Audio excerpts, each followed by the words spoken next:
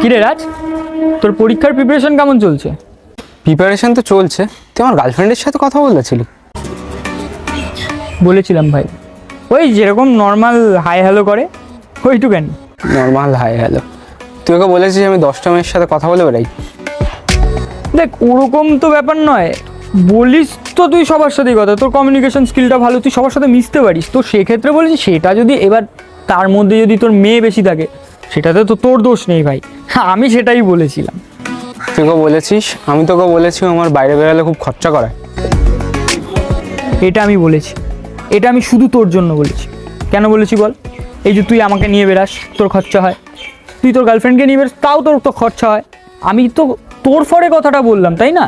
Ultimately তোর ভালো হবে এটার জন্য। আমি তো তুই এটাও বলিসনি যে রাজকে ছাড়া আমার দিকে তাকা। এইটা আমি বলেছি, এইটা আমি বলেছি ভাই। কেন বলেছি বল?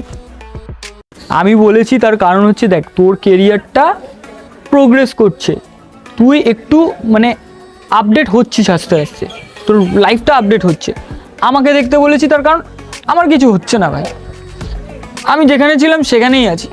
না না, তুই ভাবছিস যে আমি তোর গার্লফ্রেন্ডকে নিয়ে খেলছি, তাই তো? হ্যাঁ, আমি ভাবছি তুই আমার গার্লফ্রেন্ডকে নিয়ে খেলছিস।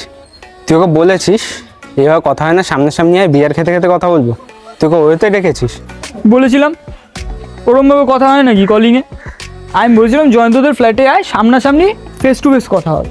জয়ন্তর ফ্ল্যাটটা ওতে ভাড়া খাচ্ছে। তাই না? তাই জন্যই মালটা বলছিল 500 টাকাটা ভাই অনলাইন করে দে।